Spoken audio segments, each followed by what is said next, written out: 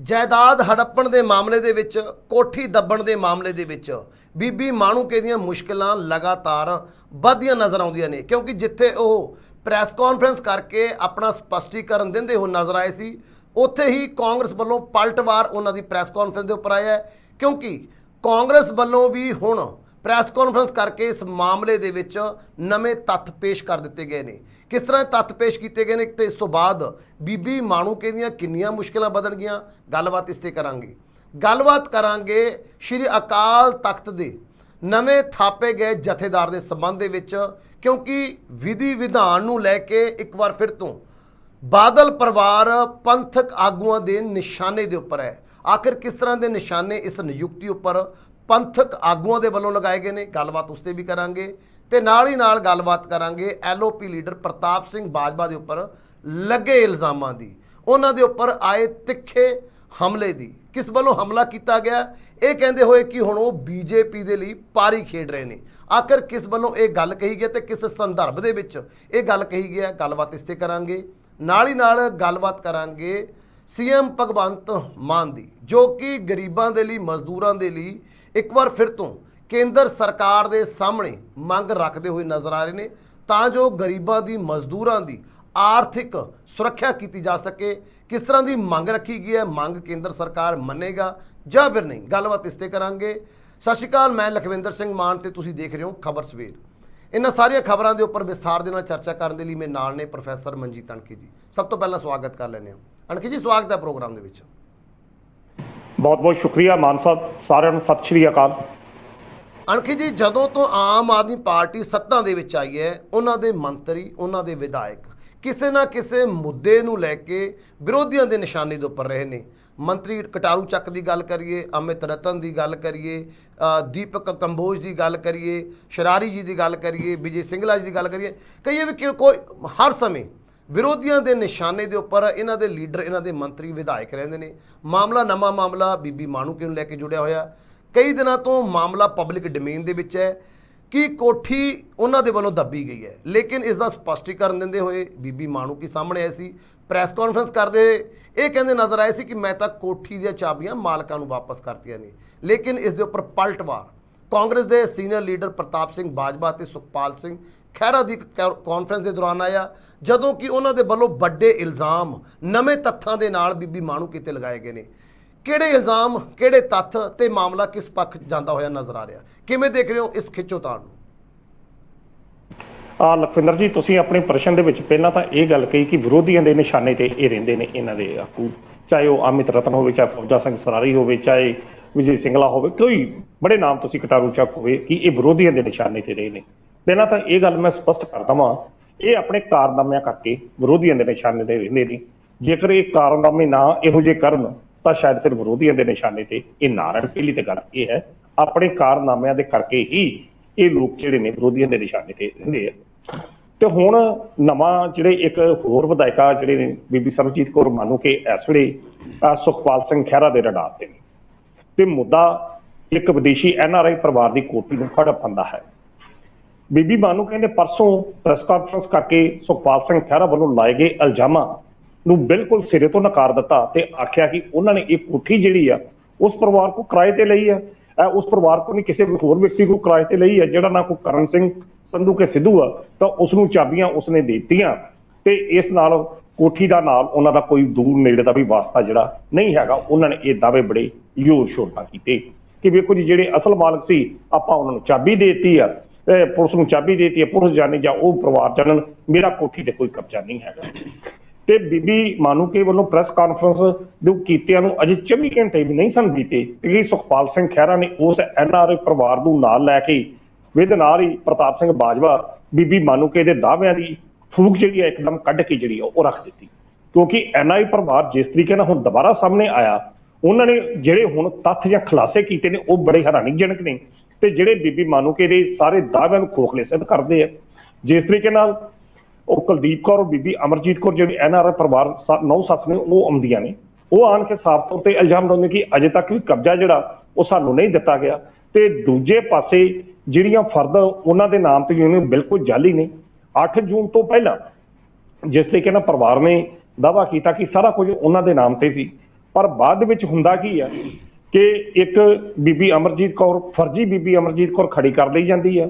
ਤਾਂ ਉਹਦੇ ਕੋਲ ਸਾਈਨ ਜਿਹੜੇ ਨੇ ਕਰਵਾ ਲਏ ਜਾਂਦੇ ਨੇ ਅਮਰਜੀਤ ਕੌਰ ਨਾਂ ਦੇ, ਤੇ ਉਹ ਕਿਸੇ ਅਸ਼ੋਕ ਕੁਮਾਰ ਨੂੰ ਉਹ ਜਿਹੜਾ ਮੁਖਤਾਰਨਾਮਾ ਜਿਹੜਾ ਜਿੱਥੇ ਸਾਈਨ ਹੈ ਉਹ ਦੇ ਦਿੱਤਾ ਜਾਂਦਾ, ਤੇ ਉਹਦੇ ਉੱਤੇ ਅਸ਼ੋਕ ਕੁਮਾਰ ਜਿਹੜਾ ਕੋਈ ਵਿਅਕਤੀ ਆ ਉਹ ਕਰਮ ਸਿੰਘ ਦੇ ਨਾਂ ਤੇ ਰਜਿਸਟਰੀ ਜਿਹੜੀ ਆ ਉਹ ਕਰ ਦਿੰਦਾ, ਤੇ ਇੱਕ ਕਿਸਮ ਦਾ ਕਰਮ ਸਿੰਘ ਜਿਹੜਾ ਉਹ ਆਪਣੇ ਆਪ ਨੂੰ ਇਸ ਕੋਠੀ ਦਾ ਮਾਲਕ ਦੱਸਦਾ, ਤੇ ਜਿਹੜੇ ਪਾਸੋਂ ਬੀਬੀ ਕਹਿੰਦੀ ਹੈ ਕਿ ਮੈਂ ਕੋਠੀ ਕਿਰਾਏ ਤੇ ਲਈ ਹੈ। ਹੁਣ ਇਹ ਜਿਹੜੇ ਦਾਅਵੇ ਨੇ ਇਹ ਕੱਲ ਉਸ ਪਰਿਵਾਰ ਵੱਲੋਂ ਕੀਤੇ ਗਏ ਨੇ, ਠੀਕ ਉਸ ਦਿਨ ਸਮੇਂ ਜਦੋਂ ਬੀਬੀ ਮਾਨੂਗੇ ਇਹ ਗੱਲ ਕਹਿ ਕੇ ਜੀ ਵੇਖੋ ਜੀ ਆਪਾਂ ਤਾਂ ਕੋਠੀ ਤੇ ਕੀਤਾ ਹੀ ਕੱਖ ਨਹੀਂ, ਜਿਹੜੇ ਅਸਲ ਵਾਰਸ ਹਨ ਸਾਨੂੰ ਨਹੀਂ ਪਤਾ, ਮੈਂ ਤਾਂ ਕੋਠੀ ਕਿਰਾਏ ਤੇ ਲਈ ਹੈ।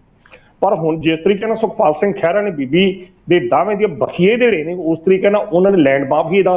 ਹਾਲਾਂਕਿ ਇੱਥੋਂ ਤੱਕ ਕਥਾ ਤੌਰ ਤੇ ਉਹਨਾਂ ਨੂੰ ਲੈਂਡ ਮਾਫੀਏ ਦਾ ਸਿਰਾ ਵੀ ਆਖ ਦਿੱਤਾ ਕਿ ਲੈਂਡ ਮਾਫੀਆ ਦੇ ਉਹ ਮੁਖੀ ਨੇ, ਤੇ ਬੀਤੇ ਸਮੇਂ ਦੇ ਵਿੱਚ ਬੀਬੀ ਮਾਨੂਕੇ ਵੱਲੋਂ ਬੜੇ ਇਹੋ ਜਿਹੇ ਕੰਮ ਹੁੰਦੇ ਰਹੇ ਨੇ। ਔਰ ਕਰਮ ਸਿੰਘ ਜਿਹਦੇ ਨਾਂ ਤੇ ਰਜਿਸਟਰੀ ਇਸ ਵੇਲੇ ਬੋਲਦੀ ਪਈ ਆ, ਪ੍ਰਤਾਪ ਸਿੰਘ ਬਾਜਵਾ ਨੇ ਇੱਕ ਫੋਟੋ ਵੀ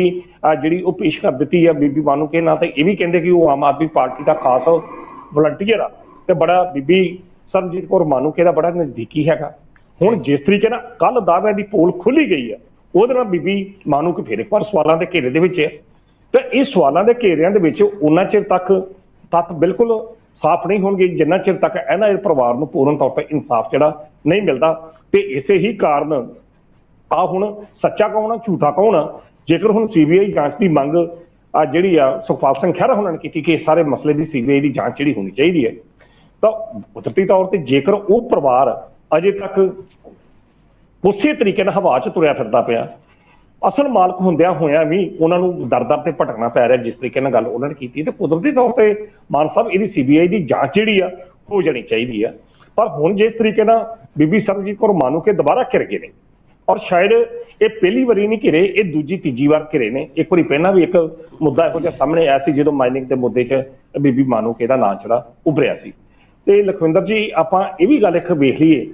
ਬੀਬੀ ਮਾਨੂਕੇ ਦੂਜੀ ਵਾਰ ਜਗਰਾਉਂ ਤੋਂ ਮੇਰਾ ਖਿਆਲ ਆ ਕਿ ਇਹ ਜਿੱਤੇ ਨੇ, ਤੇ ਸ਼ਾਇਦ ਦੂਜੀ ਵਾਰ ਜਿੱਤਣ ਦੇ ਬਾਵਜੂਦ ਵੀ ਜੇਕਰ ਇਹਨਾਂ ਨੂੰ ਕਿਤੇ ਕੈਬਨਿਟ ਦੇ ਵਿੱਚ ਕੋਈ ਮੰਤਰੀ ਪਰਿਸ਼ਦ ਜਾਂ ਕੋਈ ਅਹਿਮ ਜ਼ਿੰਮੇਵਾਰੀ ਨਹੀਂ ਸੌਂਪੀ ਗਈ, ਤੇ ਸ਼ਾਇਦ ਫਿਰ ਪਿਛਲੇ ਦਿਨਾਂ ਦੇ ਵਿੱਚ ਉੱਠੇ ਵੱਖ-ਵੱਖ ਤਰ੍ਹਾਂ ਦੇ ਵਿਵਾਦ ਨੇ ਜਿਨ੍ਹਾਂ ਨਾਲ ਗਾਹੇ ਬਗਾਹੇ ਬੀਬੀ ਜੀ ਦਾ ਸਿਰਾ ਜਿਹੜਾ ਜਾ ਕੇ ਜੁੜ ਜਾਂਦਾ। ਤਾਂ ਉਸੇ ਸੰਦਰਭ ਦੇ ਵਿੱਚ ਆਹ ਨਵਾਂ ਜਿਹੜਾ ਖੁਲਾਸਾ ਹੋਇਆ, ਇਸ ਖੁਲਾਸੇ ਨਾਲ ਇੱਕ ਪਾਸੇ ਤਾਂ ਆਮ ਆਦਮੀ ਪਾਰਟੀ ਦੀ ਸਰਕਾਰ ਇਹ ਕਹਿੰਦੀ ਹੈ ਕਿ ਪੰਜਾਬ ਦੇ ਵਿੱਚ ਐਨਆਰਆਈ ਪਰਿਵਾਰਾਂ ਦੀਆਂ ਜਾਇਦਾਦਾਂ ਪੂਰਨ ਤੌਰ ਤੇ ਸੁਰੱਖਿਅਤ ਨੇ, ਉਹਨਾਂ ਨੂੰ ਕਿਸੇ ਕਿਸਮ ਦਾ ਕੋਈ ਡਰ ਜਾਂ ਡਰ ਨਹੀਂ ਲੱਗਣਾ ਚਾਹੀਦਾ। ਇਹੋ ਸਵਾਲ ਸੁਖਪਾਲ ਸਿੰਘ ਖਹਿਰੇ ਨੇ ਉਠਾਇਆ। ਪਰ ਜੇਕਰ ਹੁਣ ਉਹਨਾਂ ਐਨਆਰਆਈ ਪਰਿਵਾਰਾਂ ਦੀਆਂ ਜਾਇਦਾਦਾਂ, ਮੈਂ ਨਹੀਂ ਕਹਿ ਰਿਹਾ, ਇਹ ਜੋ ਸੁਖਪਾਲ ਸਿੰਘ ਹੁਣ ਖਹਿਰੇ ਹੁਣੀ ਕਹਿ ਰਹੇ ਆ ਕਿ ਜੇਕਰ ਹੁਣ ਐਨਆਰਆਈ ਪਰਿਵਾਰਾਂ ਦੀਆਂ ਜਾਇਦਾਦਾਂ ਦੇ ਉੱਤੇ ਕਬਜ਼ੇ ਆਮ ਆਦਮੀ ਪਾਰਟੀ ਦੇ ਵਿਧਾਇਕ ਜਾਂ ਦੇ ਹਲਕਾ ਇੰਚਾਰਜੀ ਕਰਨਗੇ, ਤਾਂ ਫਿਰ ਸਰਕਾਰ ਦੇ ਦਾਅਵਿਆਂ ਦੀ ਪੋਲ ਜਿਹੜੀ ਆ ਉਹ ਸਹਿਜੇ ਖੁੱਲ ਜਾਂਦੀ ਹੈ ਕਿ ਆਮ ਆਦਮੀ ਪਾਰਟੀ ਦੀ ਕਥਨੀ ਤੇ ਕਰਨੀ ਦੇ ਵਿੱਚ ਬੜਾ ਅੰਤਰ ਹੈਗਾ। ਹੁਣ ਜਿਸ ਤਰੀਕੇ ਨਾਲ ਜਦੋਂ ਆਮ ਆਦਮੀ ਪਾਰਟੀ ਦੀ ਚੋਣਾਂ ਲੜ ਰਹੀ ਸੀ, ਤਾਂ ਮੇਰਾ ਖਿਆਲ ਸਭ ਤੋਂ ਜ਼ਿਆਦਾ ਜ਼ੋਰ ਜਿਹੜਾ ਸੀ ਐਨਆਰਆਈ ਪਰਿਵਾਰਾਂ ਵੱਲੋਂ ਲਾਇਆ ਗਿਆ ਕਿ ਇੱਕ ਬਦਲਾਅ ਨੂੰ ਮੁੱਖ ਰੱਖਦਿਆਂ ਹੋਇਆ। ਪਰ ਹੁਣ ਜਿਸ ਤਰੀਕੇ ਨਾਲ ਇਹ ਖੁਲਾਸੇ ਹੋਏ ਨੇ, ਤੇ ਜਿਸ ਤਰੀਕੇ ਨਾਲ ਮਾਨੂਕੇ ਦੇ ਬਿਆਨਾਂ ਦੀ ਫੂਕ ਜਿਹੜੀ ਆ ਕੱਢ ਕੇ ਰੱਖ ਦਿੱਤੀ ਆ ਉਸ ਪਰਿਵਾਰ ਦੇ, ਤਾਂ ਉਹ ਪਰਿਵਾਰ ਜਿਸ ਤਰੀਕੇ ਨਾਲ ਕੱਲ ਪੇਸ਼ ਹੋਇਆ, ਨੂੰਹ ਸੱਸ ਬੀਬੀ ਕੁਲਦੀਪ ਕੌਰ ਤੇ ਬੀਬੀ ਅਮਰਜੀਤ ਕੌਰ, ਹੁਣ ਇਹ ਵੇਖਣਾ ਹੋਵੇਗਾ ਕਿ ਬੀਬੀ ਮਾਨੂਕੇ ਕੋਲ ਹੁਣ ਅਗਲਾ ਰਸਤਾ ਕਿਹੜਾ, ਕਦੋਂ ਸੰਬੰਧਿਤ ਪਰਿਵਾਰ ਨੂੰ ਇਨਸਾਫ ਮਿਲਦਾ, ਕੀ ਇਸ ਇਨਸਾਫ ਦਿਵਾਉਣ ਦੇ ਵਿੱਚ ਮੁੱਖ ਮੰਤਰੀ ਦੀ ਕੋਈ ਭੂਮਿਕਾ ਹੋਵੇਗੀ ਜਾਂ ਨਹੀਂ ਹੋਵੇਗੀ, ਜਾਂ ਅਗਲਾ ਐਕਸ਼ਨ ਕੀ ਹੋਵੇਗਾ। ਪਰ ਮਸਲਾ ਜਿਹੜਾ ਆ ਹੁਣ ਅਜਿਹੀ ਸਥਿਤੀ ਪੈਦਾ ਕਰ ਗਿਆ ਕਿ ਇੰਨੀ ਜਲਦੀ ਬੀਬੀ ਮਾਨੂਕੇ ਇਹਦੇ ਤੋਂ ਭੱਜ ਜਿਹੜੀ ਆ ਉਹ ਨਹੀਂ ਸਕਦੀ। ਕਿਤੇ ਨਾ ਕਿਤੇ ਇਹ ਹੁਣ ਉਹ ਉਲਝਦੇ ਜਿਹੜੇ ਇਸ ਮਸਲੇ ਦੇ ਵਿੱਚ ਜ਼ਰੂਰ ਨਜ਼ਰ ਆ ਰਹੇ ਆ। ਬੇਸ਼ੱਕ ਜਿਸ ਤਰੀਕੇ ਨਾਲ ਆਪਣੀ ਪ੍ਰੈਸ ਕਾਨਫਰੰਸ ਉਹਨਾਂ ਨੇ ਇੱਕ ਭਾਵਕ ਬਿਆਨਬਾਜ਼ੀ ਵੀ ਕੀਤੀ, ਸਿਆਸੀ ਮਿਹਣੇ ਵੀ ਜਿਹੜੇ ਆ ਉਹ ਸੁਖਪਾਲ ਸਿੰਘ ਖਹਿਰੇ ਨੂੰ ਦਿੱਤੀ। ਗੱਲ ਲਖਵਿੰਦਰ ਜੀ ਇੱਕ ਦੂਜੇ ਨੂੰ ਮਿਹਣੇ ਦੇ ਕੇ ਜਾਂ ਭਾਵਕ ਟਿੱਪਣੀਆਂ ਦੇ ਨਾਲ ਹੀ ਗੱਲ ਮੁੱਕਦੀ ਹੁੰਦੀ, ਗੱਲ ਤਾਂ ਫਿਰ ਇਨਸਾਫ ਕਾਗਜ਼ਾਂ ਦੇ ਆਧਾਰ ਤੇ ਮੁੱਕਣੀ ਹੈ। ਤੇ ਜੇਕਰ ਉਹ ਕਾਗਜ਼ ਹੀ ਜਾਲੀ ਆ, ਜਿਹੜੇ ਕਾਗਜ਼ ਬਣਾਏ ਕੇ ਜਿਸ ਤਰੀਕੇ ਨਾਲ ਉਹ ਪਰਿਵਾਰ ਦਾਅਵਾ ਕਰ ਰਿਹਾ, ਤਾਂ ਕੁਦਰਤੀ ਤੌਰ ਤੇ ਬੀਬੀ ਮਾਨੂਕੇ ਦੀ ਭੂਮਿਕਾ ਦੇ ਪ੍ਰਸ਼ਨ ਚਿੰਨ੍ਹ ਲੱਗਦੇ ਆ, ਔਰ ਇਹ ਪ੍ਰਸ਼ਨ ਚਿੰਨ੍ਹ ਜ਼ਰੂਰ ਸਾਫ਼ ਹੋ ਜਾਣੇ ਚਾਹੀਦੇ ਆ। ਜਿਸ ਤਰੀਕੇ ਨਾਲ ਮੈਂ ਪਹਿਲਾਂ ਗੱਲ ਕੀਤੀ ਕਿ ਇਹਨਾਂ ਦੇ ਵਿਧਾਇਕ, ਇਹਨਾਂ ਦੇ ਮੰਤਰੀ ਜਿਹੜੇ ਨੇ ਆਪਣੇ ਕਾਰਨਾਮਿਆਂ ਕਰਕੇ ਹੀ ਵਿਰੋਧੀਆਂ ਦੇ ਨਿਸ਼ਾਨੇ ਤੇ ਰਹਿੰਦੇ ਨੇ, ਵੈਸੇ ਨਹੀਂ। ਤਾਂ ਜੇਕਰ ਹੁਣ ਬੀਬੀ ਮਾਨੂਕੇ ਅਜਿਹੇ ਕੰਮ ਕਰਦੀ ਨਜ਼ਰ ਆ ਰਹੇ ਨੇ ਜਿਹਦੇ ਵਿੱਚ ਸੰਬੰਧਿਤ ਪਰਿਵਾਰ ਜਾਇਦਾਦ ਹੜੱਪਣ ਦਾ ਇਲਜ਼ਾਮ ਲਾ ਰਿਹਾ, ਤਾਂ ਕੁਦਰਤੀ ਤੌਰ ਤੇ ਬੀਬੀ ਤਾਂ ਫਿਰ ਵਿਰੋਧੀਆਂ ਦੇ ਨਿਸ਼ਾਨੇ ਤੇ ਰਹੇਗੀ। ਜੀ ਬਿਲਕੁਲ। ਜਿਸ ਤਰੀਕੇ ਦੇ ਨਾਲ ਹੁਣ ਇਲਜ਼ਾਮ ਲਾਉਣ ਵਾਲਾ ਪਰਿਵਾਰ ਜਾਂ ਫਿਰ ਕਹੀਏ ਆਪਣੇ ਆਪ ਨੂੰ ਪੀੜਤ ਦੱਸਣ ਵਾਲਾ ਪਰਿਵਾਰ ਕਾਂਗਰਸ ਦੀ ਪ੍ਰੈਸ ਕਾਨਫਰੰਸ ਵਿੱਚ ਆ ਕੇ ਲੋਕਾਂ ਨਾਲ ਗੱਲ ਕਰਦਾ ਨਜ਼ਰ ਆ ਰਿਹਾ ਹੈ, ਲੋਕਾਂ ਦੇ ਸਾਹਮਣੇ ਆਪਣਾ ਦੁੱਖ ਰੋਂਦਾ ਨਜ਼ਰ ਆ ਰਿਹਾ, ਜਿਸ ਤੋਂ ਬਾਅਦ ਲੱਗਦਾ ਵੀ ਬੀਬੀ ਮਾਣੂਕੇ ਦੀਆਂ ਮੁਸ਼ਕਿਲਾਂ ਦੇ ਵਿੱਚ ਵਾਧਾ ਜ਼ਰੂਰ ਹੋਵੇਗਾ। ਦੂਸਰੇ ਪਾਸੇ ਗੱਲ ਕਰੀਏ ਕੱਲ ਸ਼੍ਰੀ ਅਕਾਲ ਤਖਤ ਸਾਹਿਬ ਦੇ ਨਵੇਂ ਥਾਪੇ ਗਏ ਜਥੇਦਾਰ ਸਾਹਿਬ ਦੀ, ਇਹ ਨਿਯੁਕਤੀ ਹੁੰਦਿਆਂ ਹੀ ਬਾਦਲ ਪਰਿਵਾਰ ਨੂੰ ਝਟਕਾ ਲੱਗਿਆ ਹੈ, ਕਿਉਂਕਿ ਵਿਧੀ ਵਿਧਾਨ ਨੂੰ ਲੈ ਕੇ ਜਥੇਦਾਰ ਦੀ ਨਿਯੁਕਤੀ ਦੇ ਵਿਧੀ ਵਿਧਾਨ ਨੂੰ ਲੈ ਕੇ ਬਾਦਲ ਪਰਿਵਾਰ ਦੇ ਉੱਪਰ ਤਿੱਖਾ ਕਟਾਕਸ਼ ਕੀਤਾ ਗਿਆ ਪੰਥਕ ਆਗੂਆਂ ਦੇ ਵੱਲੋਂ। ਆਖਰ ਇਹ ਮਾਮਲਾ ਹੁਣ ਭਖਦਾ ਕਿਉਂ ਨਜ਼ਰ ਆ ਰਿਹਾ ਹੈ? ਕਿਹੜੇ ਕਾਰਨਾਂ ਕਰਕੇ ਪੰਥਕ ਜਿਹੜੇ ਆਗੂ ਨੇ ਉਹ ਐਸਜੀਪੀਸੀ ਦੇ ਨਾਲ ਹੁਣ ਜਥੇਦਾਰ ਦੀ ਨਿਯੁਕਤੀ ਨੂੰ ਲੈ ਕੇ ਬਾਦਲ ਪਰਿਵਾਰ ਨੂੰ ਘੇਰਦੇ ਨਜ਼ਰ ਆ ਰਹੇ ਨੇ? ਪੂਰਾ ਮਸਲਾ ਕੀ ਹੈ, ਕਾਰਨ ਕੀ ਨੇ? ਲਖਵਿੰਦਰ ਜੀ, ਜਿਸ ਤਰੀਕੇ ਨਾਲ ਕੱਲ ਗਿਆਨੀ ਹਰਪ੍ਰੀਤ ਸਿੰਘ ਹੋਣਾ ਦੀ ਛੁੱਟੀ ਕੀਤੀ ਗਈ ਤੇ ਗਿਆਨੀ ਰਘਵੀਰ ਸਿੰਘ ਹੋਣਾ ਨੂੰ ਅਕਾਲ ਤਖਤ ਸਾਹਿਬ ਦਾ ਜਥੇਦਾਰ ਲਾ ਦਿੱਤਾ ਗਿਆ, ਇਹ ਕੋਈ ਨਵੀਂ ਘਟਨਾ ਨਹੀਂ ਆ। ਇਹ ਘਟਨਾ ਦਾ ਅੰਦਾਜ਼ਾ ਪੰਜਾਬ ਦੇ ਲੋਕਾਂ ਨੂੰ ਬਹੁਤ ਚਿਰ ਪਹਿਲਾਂ ਦਾ ਹੀ ਆ ਕਿ ਇਹ ਕੰਮ ਹੋਣ ਵਾਲਾ, ਕਿਉਂਕਿ 2 ਵਾਰ ਐਸਜੀਪੀਸੀ ਦੀ ਅੰਤਰੰਗ ਕਮੇਟੀ ਦੀ ਮੀਟਿੰਗ ਸੱਦੀ ਗਈ, ਇੱਕ ਵਾਰੀ ਮੁਲਤਵੀ ਕਰ ਦਿੱਤੀ ਗਈ, ਕੱਲ ਸੱਦ ਕੇ ਪਤਾ ਸੀ ਲੋਕਾਂ ਨੂੰ ਕਿ ਏਜੰਡਾ ਜਿਹੜਾ ਕੀ ਹੋਣਾ।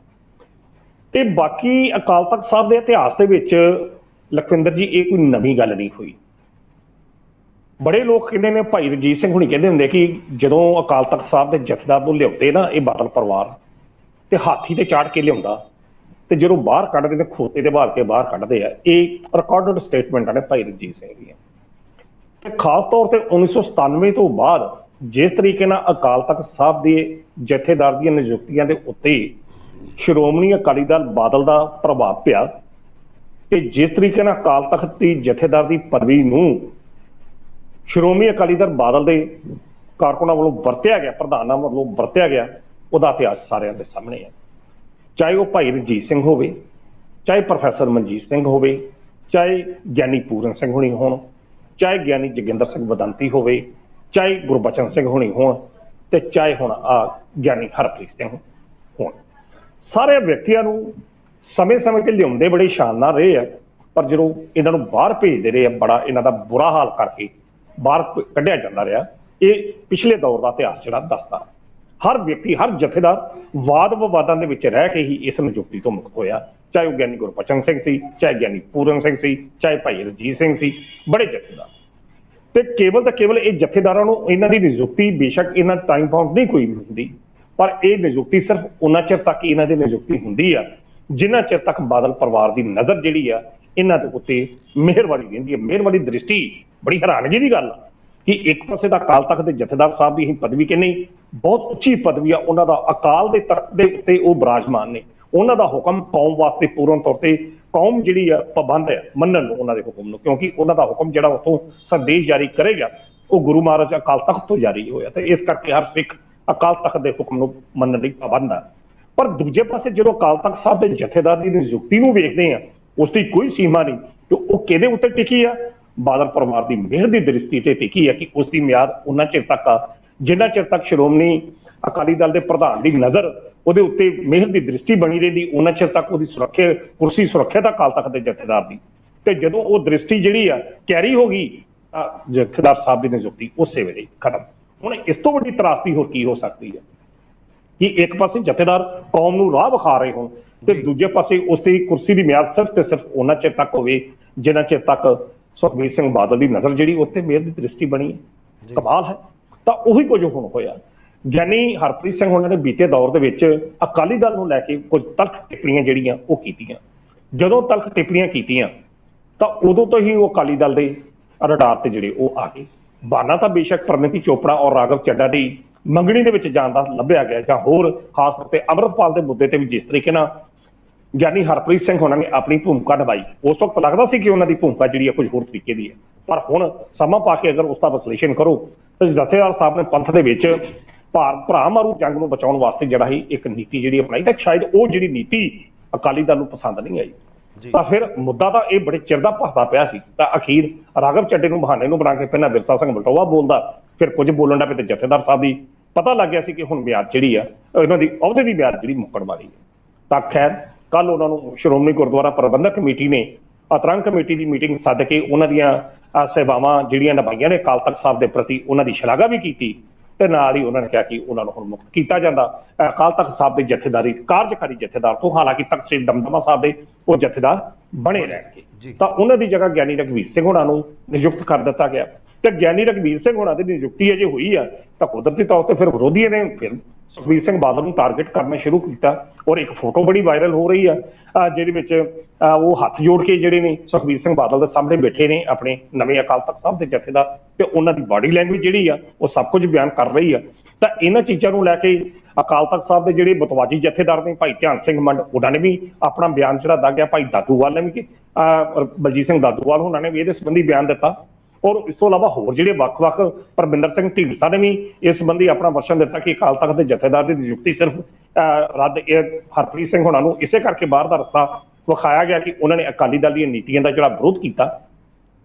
ਭਾਈ ਧਿਆਨ ਸਿੰਘ ਮੰਡ ਨੇ ਵੀ ਇਹੋ ਜਿਹੀ ਗੱਲ ਕੀਤੀ ਕਿ ਬਾਦਲ ਪਰਿਵਾਰ ਹਮੇਸ਼ਾ ਅਕਾਲ ਤਖਤ ਦੇ ਜਥੇਦਾਰਾਂ ਨੂੰ ਵਰਤਦੇ ਰਹੇ ਨੇ,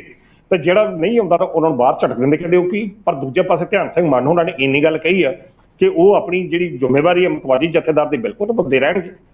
ਤੇ ਦੂਜੇ ਪਾਸੇ ਕਹਿੰਦੇ ਕਿ ਅਕਾਲ ਤਖਤ ਦੇ ਜਥੇਦਾਰ ਤੋਂ ਮੈਂ ਚਿੱਠੀ ਵੀ ਲਿਖੀ ਜਿਹਦੇ ਵਿੱਚ ਉਹਨਾਂ ਨੇ ਮੰਗ ਕੀਤੀ ਸੀ ਕਿ ਹਾਂ ਵੀ ਸਾਨੂੰ ਦੋਵਾਂ ਨੂੰ ਏਕਾ ਕਰ ਲੈਣਾ ਚਾਹੀਦਾ, ਕਿਉਂਕਿ ਕੌਮ ਇਹ ਚਾਹੁੰਦੀ ਹੈ ਕਿ ਦੋ ਸੰਦੇਸ਼ ਨਾ ਪੜ੍ਹੇ ਜਾਣ। ਪਰ ਇਹ ਗੱਲ ਧਿਆਨ ਸਿੰਘ ਮੰਡ ਹੁਣੀ ਤਾਂ ਕਹਿ ਰਹੇ ਆ, ਪਰ ਕੀ ਬਾਦਲ ਪਰਿਵਾਰ ਇਸ ਗੱਲ ਨੂੰ ਜਾਂ ਗਿਆਨੀ ਰਘਵੀਰ ਸਿੰਘ ਇਸ ਮੰਤਰ ਨੂੰ ਮੰਨਣਗੇ, ਇਹ ਇੱਕ ਵੱਖਰੀ ਤਰ੍ਹਾਂ ਦਾ ਵਿਸ਼ਾ ਹੈਗਾ। ਸੋ ਜਿਸ ਤਰੀਕੇ ਦੀ ਨਿਯੁਕਤੀ ਕੱਲ ਹੋਈ